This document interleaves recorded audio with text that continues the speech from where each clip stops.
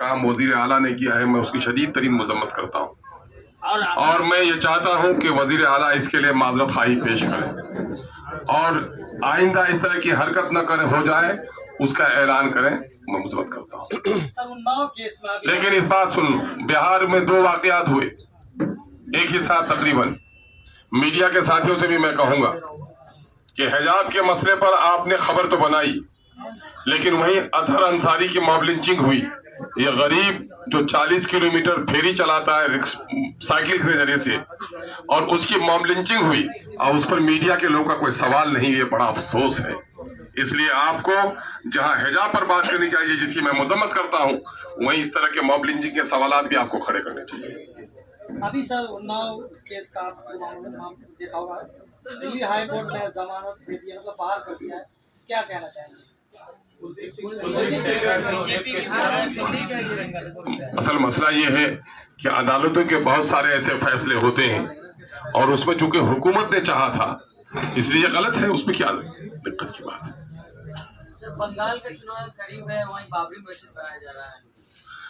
मैं कह रहा हूं कि बाबरी मस्जिद का मसला जहां तक है, मस्जिद की बुनियाद तकवे पर होती है। तकवा है खौफ खुदा का नाम, और तकवे की बुनियाद पर मस्जिद बने। और मैं मस्जिद के बारे में ये बात कह देता हूं आप लोगों को कि नाजायज किसी जमीन पर मस्जिद नहीं बन सकती। मेरे आका ने जहां मस्जिद नबवी तामीर की है, वहीं मस्जिद ज़रार को तोड़ा भी है। मस्जिद की हैसियत का अंदाजा लोगों को होना चाहिए। जहां तक बाबरी मस्जिद को उछल उछल के आप लोग पेश कर रहे हैं, क्या इस शख्स में बाबर किसी का नाम रखना जुर्म है? मैं बाबरी मस्जिद के तामीर की तस्दीक नहीं करता, लेकिन बाबरी मस्जिद का जो कज़िया था, जो झगड़ा था, वो अयोध्या के जमीन के टुकड़े के मालिकाना हक का था। आया वहां राम जन्म है या बाबरी मस्जिद थी, ये झगड़ा वहां का था। देश के किसी कोने में भी राम के नाम से मंदिर बने या बाबर के नाम से मस्जिद बने, किसी को दिक्कत नहीं होनी चाहिए। आप समर्थन कर रहे हैं बंगाल में बाबरी मस्जिद बनने? नहीं, बाबरी मस्जिद देखिए, मैं जिस किस्म के जज्बाती चीजों की तस्दीक नहीं करता, लेकिन यह है कि जो लोग इसको इशू बना रहे हैं, आप इशू किस बुनियाद पर बना रहे हैं? क्या कोई धार्मिक पाबंदी है कि उस नाम से मस्जिद नहीं बननी चाहिए? कोई कानूनी पाबंदी है कि नहीं बननी चाहिए?